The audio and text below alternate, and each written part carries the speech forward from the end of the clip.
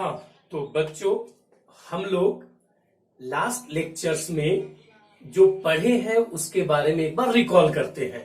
तो सबसे पहले फ्लक्स में हम लोगों ने फ्लक्स का डेफिनेशन पढ़ा। फ्लक्स के डेफिनेशन में मैंने बताया कि यूनिफॉर्म इलेक्ट्रिक फील्ड होगा तो क्या लिखोगे, वेरिएबल इलेक्ट्रिक फील्ड होगा तो क्या लिखोगे। फिर मैं वहां पे इंट्रोड्यूस किया था क्लोज सरफेस, ओपन सरफेस से फ्लक्स कैसे लिखना और क्लोज सरफेस से फ्लक्स कैसे लिखना है।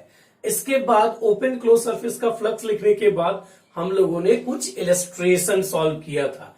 अब मैं इसमें आगे पढ़ाता हूं। तो देखो बच्चों, पहले से हम लोग पढ़े हैं कि अगर कोई पॉइंट चार्ज Q0 है और इससे किसी x डिस्टेंस पे कोई सर्कुलर सेक्शन है जिसका रेडियस r है, x डिस्टेंस पे ये Q0 चार्ज है। इस Q0 चार्ज की वजह से इस सर्कुलर सेक्शन से जो फ्लक्स बनेगा that is Q0 by 2 epsilon not 1 minus cos theta. ये मैं बार बार रिवाइंड कर रहा हूं क्योंकि ये बहुत इंपॉर्टेंट है। अब इसमें अगर मैं ये कंडीशन इंप्लीमेंट कर दूं कि radius of the disc is infinity, technically समझिए, रेडियस को इंफिनिटी करने का मतलब हुआ कि ये डिस्क नहीं, अब इनफाइनाइट लॉन्ग प्लेन है। इनफाइनाइट लॉन्ग प्लेन मतलब ये डिस्क को रिप्लेस कर दे इनफाइनाइट लॉन्ग प्लेन से, तो थीटा का क्या वैल्यू होगा। तो आप लोग क्या लिखे थे, क्या लिखेंगे, कॉस थीटा। तो कॉस थीटा लिखेंगे x by under root r square plus x square, और r को अगर आप यहां पे इंफिनिटी पुट करेंगे तो ये वाला टर्म हो जाएगा अपने आप कितना, 0। मतलब अगर ये डिस्क का रेडियस इंफिनिटी कर दे दैट मीन्स अगर इनफाइनाइट लॉन्ग प्लेन इमेजिन करें तो इनफाइनाइट लॉन्ग प्लेन के सामने, जैसे अगर ये इनफाइनाइट लॉन्ग प्लेन हो गया, ये इनफाइनाइट लॉन्ग प्लेन हो गया, अगर हर डायमेंशन में ये इनफाइनाइट लॉन्ग है, जिगजैग का मतलब इनफाइनाइट, और इससे किसी x पे Q0 को रख दें, कोई भी x, तो इस इनफाइनाइट प्लेन से टोटल जो फ्लक्स बनेगा वो फ्लक्स होगा Q0 by 2 epsilon not. Q0 by 2 epsilon not कैसे आ गया, अगर इसी में रेडियस को इन्फिनिटी कर देंगे तो cos थीटा 0, इसका मतलब 1 माइनस 0 1, तो फ्लक्स क्या आ गया, Q0 बाई 2 एप्सिलॉन नॉट। तो अगर इनफाइनाइट लॉन्ग प्लेन है और उसके सामने में Q चार्ज है तो उस चार्ज की वजह से उस इनफाइनाइट प्लेन के थ्रू फ्लक्स Q0 बाई 2 एप्सिलॉन बनेगा। कितना बनेगा, Q0 बाई 2 एप्सिलॉन फ्लक्स बनेगा। एकदम मैंडेटरी, एकदम अच्छे से इसको याद रखना है। अब देखिए इससे रिलेटेड चीजें मैं तुम्हें समझा रहा हूं। लेट अस से दिस इज इनफाइनाइट प्लेन। ये क्या है, ये है इनफाइनाइट प्लेन। इनफाइनाइट प्लेन को अगर आप ये कह रहे हैं कि अगर ये है इनफाइनाइट प्लेन, अगर ये इनफाइनाइट प्लेन है और इसके सामने में एक Q0 चार्ज रख दिए हैं, तो इस इनफाइनाइट प्लेन से टोटल फ्लक्स कितना जाएगा, तो टोटल फ्लक्स जाएगा Q0 बाई 2 एप्सिलॉन नॉट। बहुत ध्यान से समझिए मेरे लॉजिक को। ये अपने आप में एक इनफाइनाइट प्लेन है, ये अपने आप में एक इनफाइनाइट प्लेन है, और ये जैसा प्लेन है वैसा ही अगर एक प्लेन इस चार्ज से पास करता हुआ इमेजिन कर ले, जैसा ये प्लेन है इसी प्लेन की तरह अगर एक इनफाइनाइट प्लेन चार्ज को चार्ज से पास करता हुआ इमेजिन करे, तो ये इनफाइनाइट प्लेन क्या कर सकता है, तो ये इनफाइनाइट प्लेन इस चार्ज से जितना फील्ड लाइंस निकलने वाला होगा उसको 2 भाग में डिवाइड कर सकता है। यहां से जो फील्ड लाइंस, ऐसे जो फील्ड लाइंस गया, ऐसे जो फील्ड लाइंस गया, ऐसे जो फील्ड लाइंस गया, मतलब ये चार्ज से जितना फील्ड लाइन जनरेट होगा ये प्लेन के इधर हाफ होगा, इस प्लेन के इधर हाफ होगा। मतलब ये हमने एक ऐसा प्लेन इमेजिन किया जिस प्लेन के लेफ्ट हैंड साइड इस चार्ज से जनरेट होने वाला का हाफ फील्ड लाइंस है और इसी चार्ज से जनरेट होने वाला हाफ फील्ड लाइंस इस प्लेन के इधर है, और ये दोनों चूंकि पैरेलल प्लेन है तो इसका मतलब ये हुआ कि इससे इस प्लेन के इधर जितना भी ये फील्ड लाइन जनरेट किया है सारा का सारा फील्ड लाइंस इससे पास करेगा। मैं फिर से रिपीट कर रहा हूं, ये इनफाइनाइट प्लेन है, इससे flux Q not by 2 epsilon होगा। इसको लॉजिकली मैंने समझा दिया है। अब मैं कह रहा हूं कि ये क्यू नॉट से पास करता हुआ इसी की तरह, ये जो इनफाइनाइट प्लेन है, इसी इनफाइनाइट प्लेन की तरह एक प्लेन इमेजिन करें, तो इस प्लेन के लेफ्ट हैंड साइड में आधा फील्ड होगा इसका, और इस प्लेन के राइट हैंड साइड में आधा फील्ड लाइंस होगा। मतलब हाफ फील्ड लाइंस इस प्लेन के लेफ्ट हैंड साइड में और हाफ फील्ड लाइंस इस प्लेन के राइट हैंड साइड में। और इस प्लेन के राइट हैंड साइड में जितना फील्ड लाइंस है वो सारा फील्ड लाइंस इससे पास किया है। क्योंकि देखिए, अगर इसके पैरेलल में अगर कोई फील्ड लाइंस को हम लोग बोलते हैं तो बोलेंगे ये वाला फील्ड लाइंस इस प्लेन को इंफिनिटी पे कट करेगा। ये वाला फील्ड लाइंस इसको कहां कट करेगा? इंफिनिटी पे। इसका मतलब ये हुआ कि अगर इससे एक्स फील्ड लाइंस जनरेट होता है, अगर इससे एक्स फील्ड लाइंस जनरेट होता है तो इसका x/2 जो है इस प्लेन से पास किया होगा, और x/2 हो गया q0/2 epsilon naught. This implies x equals to q0/एप्सिलॉन नॉट। मतलब ये हुआ कि कोई भी चार्ज अगर यहां पे q0 ले, तो ये q0 से टोटल फील्ड लाइंस, इस q0 से टोटल फील्ड लाइंस q0/एप्सिलॉन नॉट जनरेट होगा। अगर ये q0 चार्ज है तो इस q0 चार्ज से टोटल फील्ड लाइंस q0/एप्सिलॉन नॉट जनरेट होगा। अब ये बहुत ही इंपॉर्टेंट है अपने आप में रिजल्ट। जैसे मान लीजिए मैं ये कह रहा हूं कि कोई भी क्लोज्ड सरफेस है, क्लोज्ड सरफेस, अगर ये क्लोज्ड सरफेस के अंदर में ये q0 चार्ज है, तो ये q0 चार्ज से जितना फील्ड बाहर आता है वो सारा का सारा फील्ड लाइन ये क्लोज सरफेस से क्या होगा? क्लोज सरफेस को कट करके बाहर आएगा। इस चार्ज से जितना भी फील्ड लाइन जनरेट होता है ये सारा फील्ड लाइंस इस क्लोज सरफेस को कट करके बाहर आएगा। तो अगर आपसे कोई पूछ दिया कि ये क्लोज सरफेस से, इस क्लोज सरफेस से फ्लक्स कितना होगा, अब डायरेक्ट आप आंसर कर सकते हैं कि flux through this close surface will be q0/एप्सिलॉन नॉट। समझ आया कि अगर क्लोज्ड सरफेस के अंदर में कोई चार्ज दिया है तो फ्लक्स लिखना बेहद आसान है। डायरेक्ट लिखना है charge inside the closed surface divided by epsilon not. अब इसको अच्छे से समझ लीजिए कि अगर ये कोई भी क्लोज्ड सरफेस है, एनी क्लोज्ड सरफेस, ठीक है, इसके अंदर में ऐसे मैं मान लेता हूं कि ये Q1 चार्ज है, इसके अंदर में कोई एक चार्ज डिस्ट्रीब्यूशन, ऐसे मैं जूम कर रहा हूं, ये Q2 चार्ज है, इसके अंदर में एक पॉइंट चार्ज मैं Q3 एज्यूम कर रहा हूं। अब अगर आपसे कोई पूछा कि इस क्लोज सरफेस से फ्लक्स कितना, इस क्लोज सरफेस से फ्लक्स कितना होगा, तो आप कहोगे flux through this closed surface equals to कितना, तो इक्वल्स टू बोलेंगे charge inside Q1 plus Q2 minus Q3। ध्यान से देखिए, ये थोड़ा सा मैं इसको लिख रहा हूं, Q1 Q2 minus Q3 by epsilon not. ध्यान से देखिए, यहां पे फिर से मैं रिपीट कर रहा हूं, देखिए Q0 चार्ज अगर इस क्लोज सरफेस के अंदर में है तो क्लोज सरफेस से फ्लक्स कितना बनेगा? Q0/एप्सिलॉन नॉट। तो अगर क्लोज सरफेस के अंदर में Q1 Q2 माइनस Q3 है तो total flux through this close surface will B charge inside the close surface, charge inside the close surface, जिसको आप डायरेक्ट आप बोल सकते हो charge enclosed by epsilon not, charge enclosed by epsilon not, Q1 plus Q2 minus Q3 by epsilon not.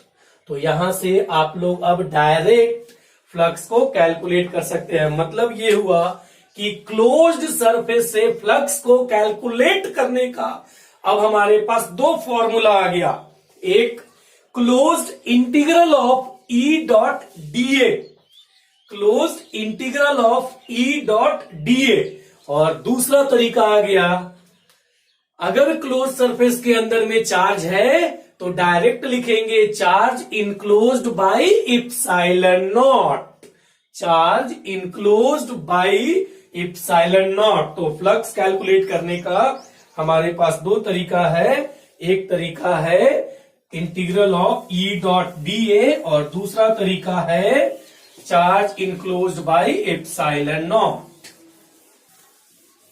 तो अब मैं इसमें कुछ इलस्ट्रेशन कराता हूं तुम लोगों को, अब इसमें मैं कुछ इलस्ट्रेशन कराता हूं क्योंकि अब एक नया डेफिनेशन आ गया, charge enclosed by epsilon not is also a flux through a closed surface. तो देखिए एग्जांपल नंबर 1, अगर मेरे पास कोई क्यूब है, अगर मेरे पास कोई एक क्यूब गिवन है और इस क्यूब के सेंटर पे कोई चार्ज है, ये कोई क्लोज्ड क्यूब है, this is a closed cube, this is a closed cube. अगर हमारे पास ये क्लोज्ड क्यूब है, there is a charge Q naught at center of the cube, then find flux through the one face of the cube.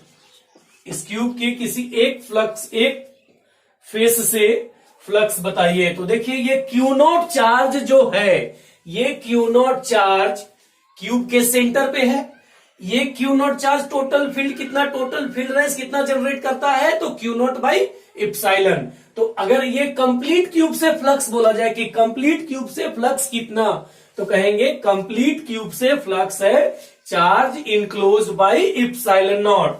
तो total flux through the cube is q naught by epsilon naught. अब centre पे q naught को रखे हैं, तो centre के respect में इस क्यूब में कितने फेसेस है, तो 6 फेसेस है।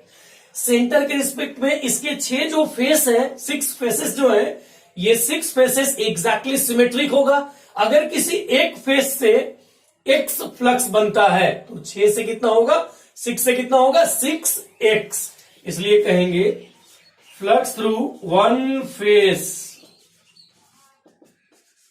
Q not by epsilon into 1/6, मतलब सबसे बराबर जाएगा इक्वल अमाउंट में। तो एक फेस से कितना, तो Q not by 6 epsilon naught. अब हम लोग इसके बाद नेक्स्ट एग्जाम्पल देखते हैं। तो नेक्स्ट एग्जाम्पल में हम लोग फिर से क्यूब लेते हैं।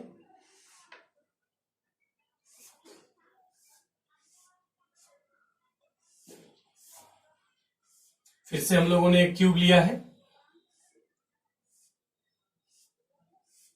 और क्यूब के इस वाले कॉर्नर पे क्यू नॉट चार्ज है। अगर मैं नाम दे दूं तो 0, इसका नाम 0 है, 1 2 3 4 5 6 और 7, ये नेमिंग हो गए कॉर्नर्स के। There is a charge there is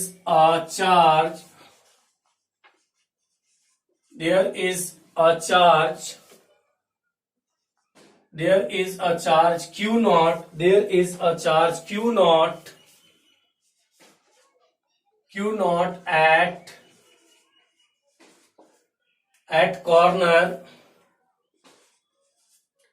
at corner O. Find flux of electric field through the face. Part 1 में लिख लेते हैं 4 5 6 7 और पार्ट 2 में लिख लेते हैं 0 1 2 3। अब इसमें फ्लक्स कैलकुलेट करेंगे कैसे, ये इंपॉर्टेंट है। इसमें फ्लक्स कैलकुलेट करेंगे कैसे, तो इस तरीके से हम लोग कर सकते हैं इसको सॉल्व कि भाई क्यू नॉट चार्ज जो है वो कॉर्नर पे रखा है, तो हम लोग ऐसा कौन सा क्यूब बनाए जिससे कि काम आसान हो जाए। तो अगर ये लेटर से एल एज लेंथ का क्यूब है, अगर ये एल एज लेंथ का क्यूब है, तो हम लोग अगर 12 एज लेंथ का क्यूब का फॉर्मेशन करेंगे तो ये क्यू नॉट चार्ज उस 12 लेंथ के क्यूब के सेंटर पे आ जाएगा। मतलब अगर हम लोग ऐसे इमेजिन करें कि भाई ये 12 लेंथ का एक क्यूब है, 12 लेंथ का क्यूब मैं ड्रॉ करने का प्रयास करता हूं। 12 लेंथ का एक क्यूब इमेजिन कर रहे हैं हम लोग जैसे,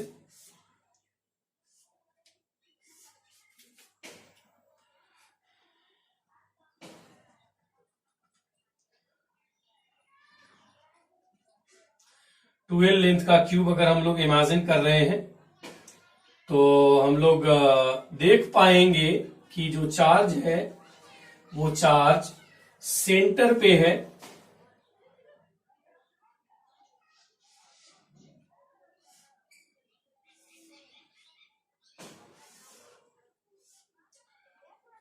अब ध्यान से देखिए इसको,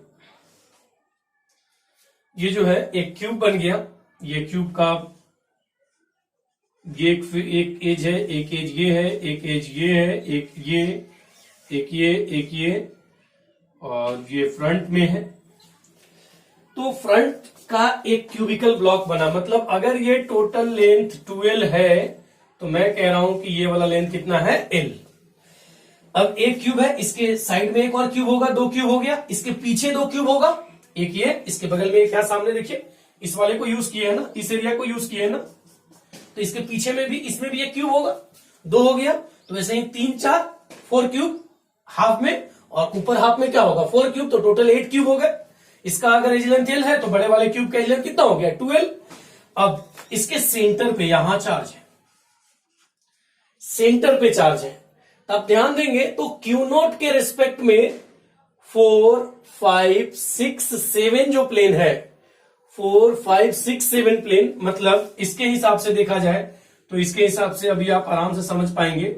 ये वाला प्लेन हो गया, ये प्लेन है, इसके इक्विवेलेंट ये प्लेन है, इसके इक्विवेलेंट ये वाला सामने वाला भी प्लेन है वही, लेकिन इसमें थोड़ा ज्यादा विजुअलाइज हो जाएगा। कैसे विजुअलाइज हो जाएगा, तो ध्यान दीजिए 12 एज लेंथ का जो क्यूब है, 12 एज लेंथ का जो क्यूब है, इस क्यूब के फेस पे एल लेंथ वाले कितने क्यूब आ जाएंगे, तो 1 2 3 4। इस फेस में एल लेंथ वाले कितने क्यूब एडजस्ट करेंगे, एक यहां पे इस वाले का, एक इसके पीछे वाले का, 2 इसके ऊपर, तो टोटल 4 होंगे। तो अब चूंकि 12 एज लेंथ के क्यूब के सेंटर पे है क्यू नॉट, तो एक फेस के थ्रू फ्लक्स बनेगा Q not by epsilon not. किसके थ्रू है, through one face of bigger cube. ठीक है, एक फेस के थ्रू जो इसका फ्लक्स बनेगा, एक फेस के थ्रू, तो यहां पे 6 आएगा, तो क्यू नॉट बाई 6 एप्सिलॉन जो हो गया through one face of the bigger cube. तो ये कितना पार्ट है, तो 5 रिक्वायर्ड, जो 5 था कितना 4 5 6 7, वो कितना हो जाएगा 5/4। 4 क्यों, टोटल इससे 5 है, तो ये क्या है 1/4, तो कहेंगे Q not by 24 epsilon not. तो हमारे फर्स्ट पार्ट का आंसर हो गया, जो फर्स्ट पार्ट है 4 5 6 7 का, Q not by 24 epsilon not. और अगर हम लोग सेकेंड पार्ट की बात करें तो सेकेंड पार्ट यहीं से दिख रहा है। जैसे अगर आप ध्यान देंगे तो 0 3 4 5, 0 3 4 5 जो प्लेन है, वैसा ही प्लेन 0 5 6 1 भी है। जैसा प्लेन 0 3 4 5 है, वैसा ही प्लेन 0 5 6 1, साथ ही साथ उसी तरीके का प्लेन है 1 2 3 0 0 1 2 3, मतलब 0 1 2 3 प्लेन बराबर जो है वो आइडेंटिकल है 0 3 4 5 से, और ये आइडेंटिकल है 0 5 6 1 से। अब इनमें किसी एक के लिए एक्सप्लेन करूंगा तो बाकी का हो जाएगा। जैसे मेरे से पूछा गया है 0 3 4 5, तो मैं एक्सप्लेन कर रहा हूं 0 5 6 7। देखिए इस प्लेन में इलेक्ट्रिक फील्ड का ये डायरेक्शन होगा ऐसे, लेकिन इस पे एरिया वेक्टर हो जाएगा ऊपर। मतलब इलेक्ट्रिक फील्ड और एरिया वेक्टर कितने एंगल पे होगा? 90 डिग्री पे। तो यहां पे फ्लक्स हो जाएगा किससे? 3 4 5 0 या फिर 1 2 3 0 या फिर 0 5 6 1, इनसे फ्लक्स बनेगा 0। मतलब जो इसके इस कॉर्नर के साथ कनेक्टेड फेस है ये ऊपर और इधर, इन तीनों के थ्रू फ्लक्स 0 बनेगा। और इसके आइडेंटिकल कितने प्लेन है? तो ये एक प्लेन है, एक नीचे प्लेन है और एक पीछे प्लेन है। पीछे कौन सा? 1 6 7 2। उन तीनों से इक्वल अमाउंट में Q0/24 इप्सिलॉन बनेगा फ्लक्स। ठीक है, तो ये हो गया इसका एक और एग्जाम्पल। हाँ, तो नेक्स्ट एग्जाम्पल में बच्चों हम लोग एक केस लिए हैं जिसमें लिखा हुआ है there is a close cylinder of radius r of length l, a point charge Q0 is placed at center of the cylinder. Find flux through the curved surface of the cylinder and flux through the flat surface of the cylinder. तो सबसे पहले जो question दिया हुआ है उसको diagrammatically हम लोग समझते हैं।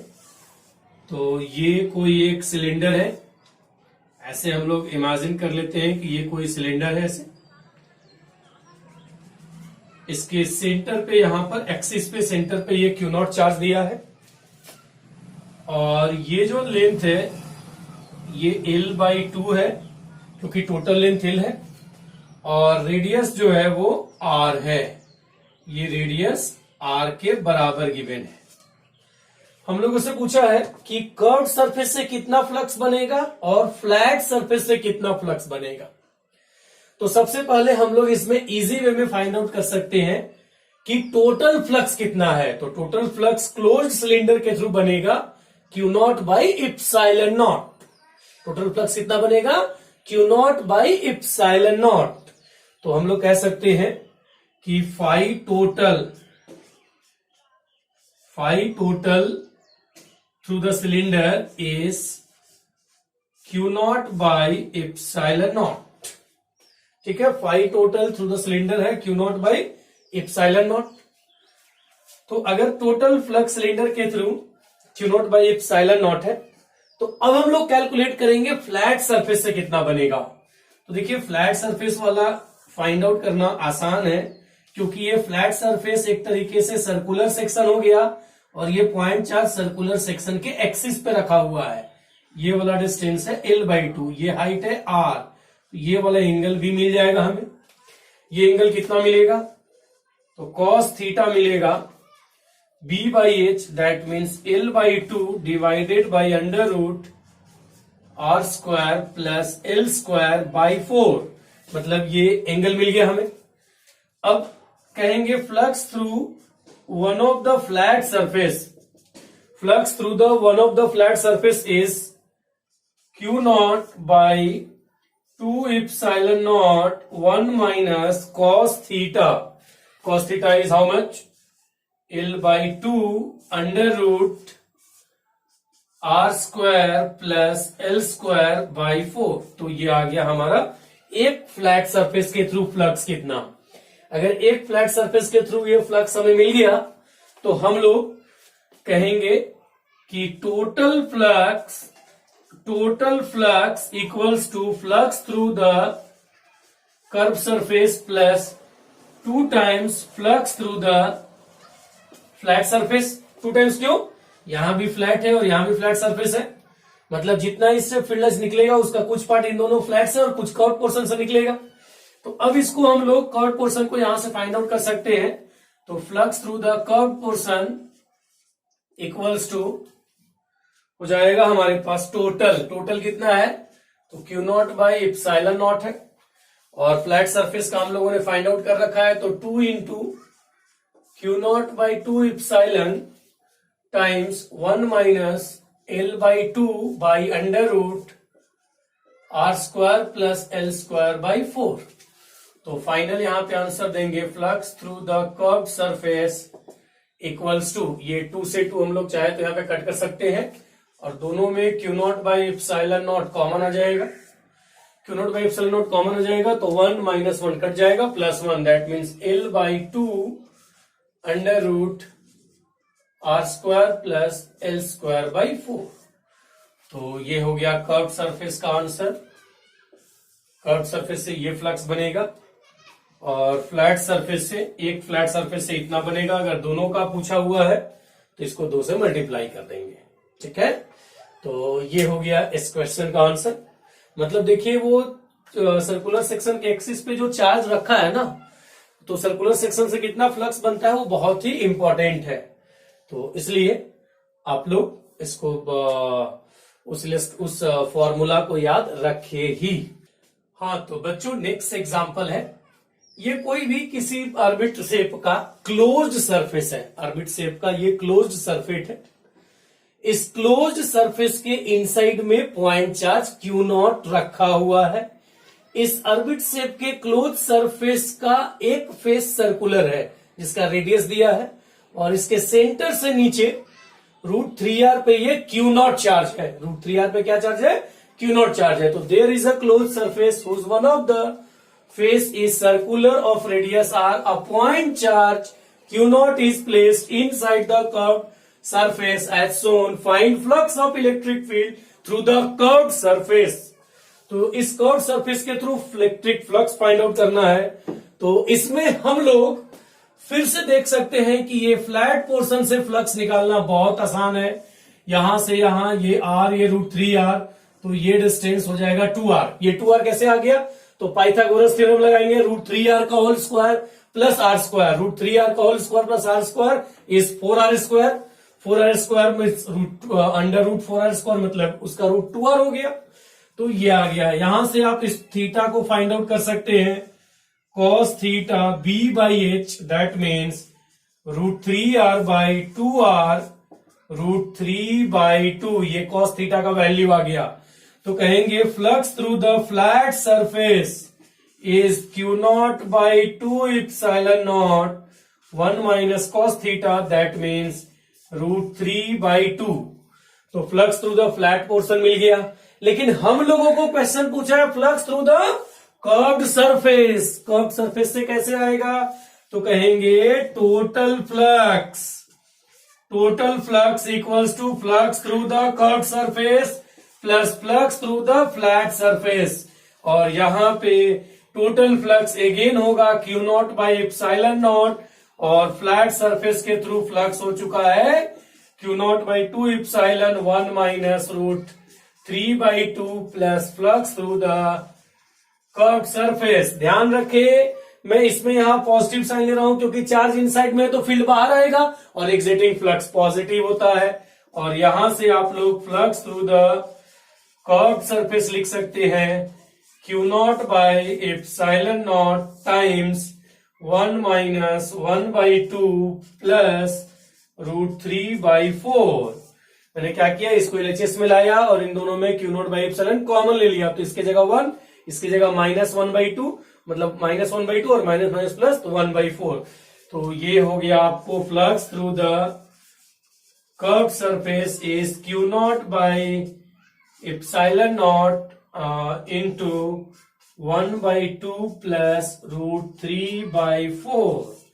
तो ये हो गया हमारे क्वेश्चन का रिक्वायर्ड आंसर। तो फिर से देख रहे हैं, इसको हम लोग बार बार यूज कर रहे हैं इस कॉन्सेप्ट को, ये रियली में बहुत इंपॉर्टेंट है। तो यहाँ पे फ्लक्स से रिलेटेड क्लोज सरफेस में चार्ज रखा है तो उसको फ्लक्स के साथ कैसे रिलेट करना है उसको अभी हम लोग देख लिए हैं।